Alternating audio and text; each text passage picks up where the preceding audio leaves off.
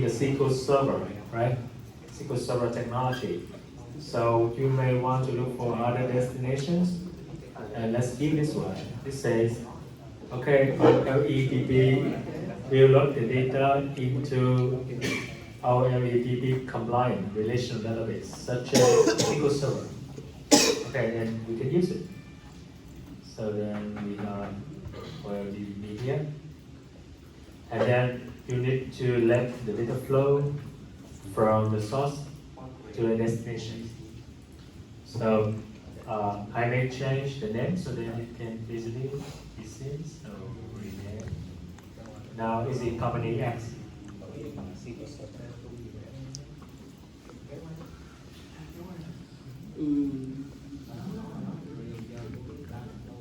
Okay, then we just complete the connections to our destinations.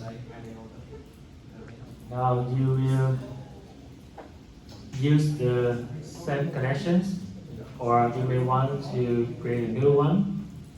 So in case creating the new one, then we look for the service provider, SQL Server native client.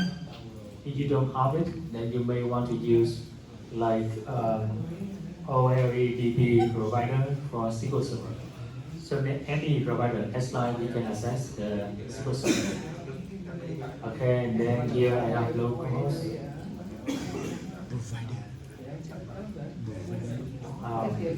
Then I pass connections.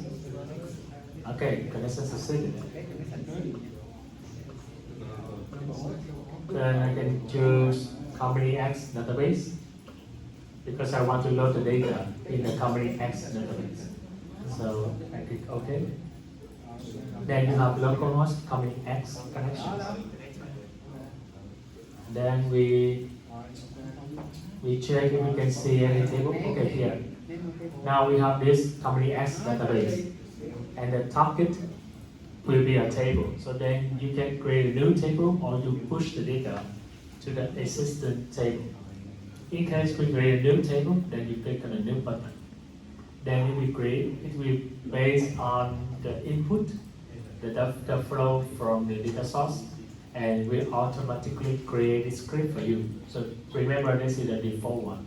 You may see that they are character with the maximum characters. So maybe sometimes it's not that good because the year we have only 4 digits, 4 characters, but now we use 255, maybe it's longer. So you need to modify it. It's just a template.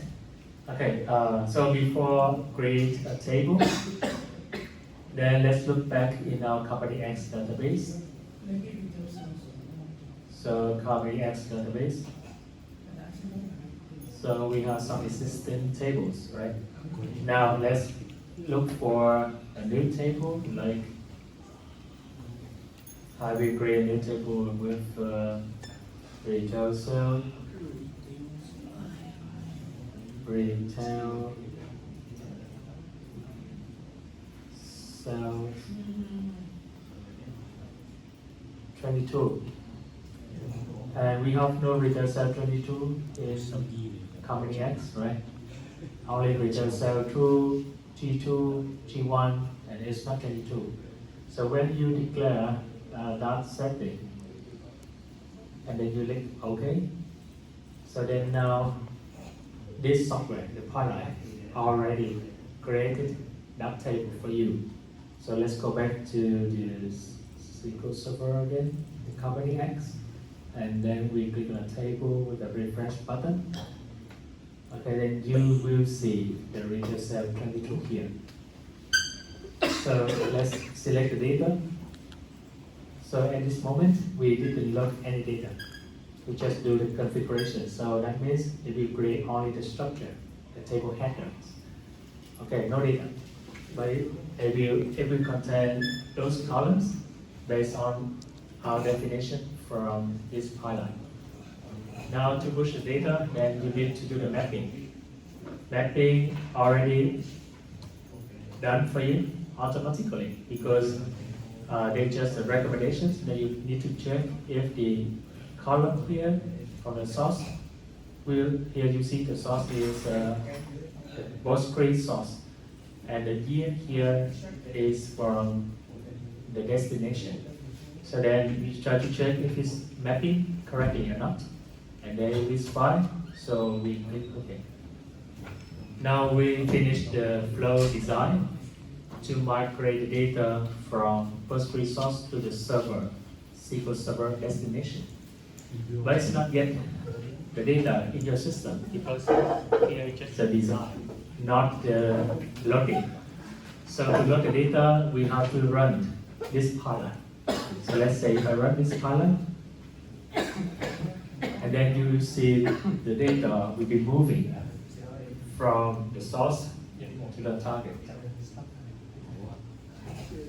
So you see now the progress, where we have 40,000 rows and 50,000 rows now moving from source to destination. And then if you finish this running, if it's successful, then you have a green mark, otherwise we have a red mark. And then you have to check the error. So it's about 250,000 rows.